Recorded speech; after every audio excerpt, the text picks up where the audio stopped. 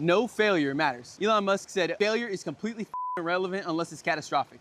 Ain't that the truth, my friend? Failure only teaches you to get better. And if you created something one time and it wasn't perfect, but it was almost perfect, you can create it again and you can make it perfect. All that you must do every single time that you fail to get better is to accept that you have failed, reflect on how you have failed, learn from how you have failed, and apply new knowledge next time to make an iteration, what they call an iteration, basically doing the same action you did last time, but without the failure and with more of the good stuff. Or at least your next best guess at what might be the good stuff.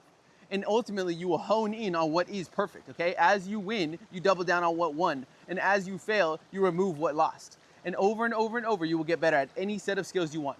Boxing, snowboarding, painting, creating content, building businesses, having relationships, any single thing that you fail, you must just recognize I failed in some way. No matter what happened here, I contributed to the failure that has entered my reality.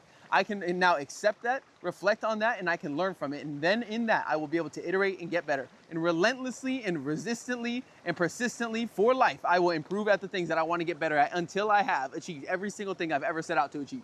That's how you must think, okay? Failure is only bad for the person who believes that failure is bad. Failure is fucking amazing for the man who believes it's fucking amazing now, isn't it?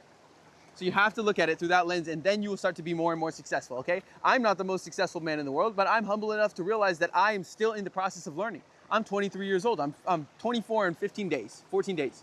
And I've learned a lot in the last 3 years because I've been working on myself relentlessly. Working out, meditating, reading books, but also building a mindset that makes me invulnerable, impenetrable to failure. Okay, to losses, to hard times, to needing to endure through tedious work or boring work, right? Sometimes shit is just flat out boring, and yet we still get it done because the masculine essence of success, and the part of a success that is masculine, says do what I need to do regardless of how I feel because I want to achieve the thing that I want to do. So the work is actually just a means to an end, and I don't mind if the work sucks today. I'm just gonna do the work because I want the end. And the end is gonna be fucking amazing when I get there. And when I get there, it's gonna be rare because most people will not persist until they succeed. Ever. And so succeeding is not hard when I'm looking at the competition. Succeeding is only hard within my day-to-day self life, okay? It is only hard for me. But once I succeed, there's no one up there. There's no one up at the level of success that I desire because most people just don't stick to it, right? People say the road less traveled. The road less traveled is the road less traveled because success is such an empty fucking road.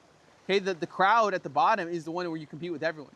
Like for example, if your girlfriend only likes rich, charismatic, confident, strong men who have life goals and have God in their life, you might say, well, that's bad because now these top performers are gonna try to compete with me and try to get my girl. It's like, no, dumbass. If your girl liked the guy who works at McDonald's, beats his dick all day, plays games, and is fucking lazy, then you'd be competing with the world. But since you want to be a top performer, since you want the girl who only wants top performers, thank heavens, then you're only competing with such a small percentage of the world that you actually have a better chance of winning.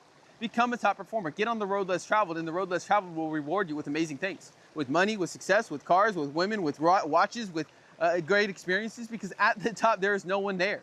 It's so small of a group that actually even goes there, that actually even sets out on the journey and then sticks to the journey long enough to succeed and achieve the journey. It's such a small group, man. You're playing against almost no one once you actually go to the top. You're playing against almost no one.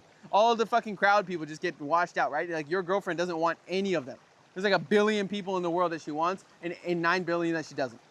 Right? It's pretty good odds compared to somebody who's with some girl who literally would fuck anything that walks by. Just saying.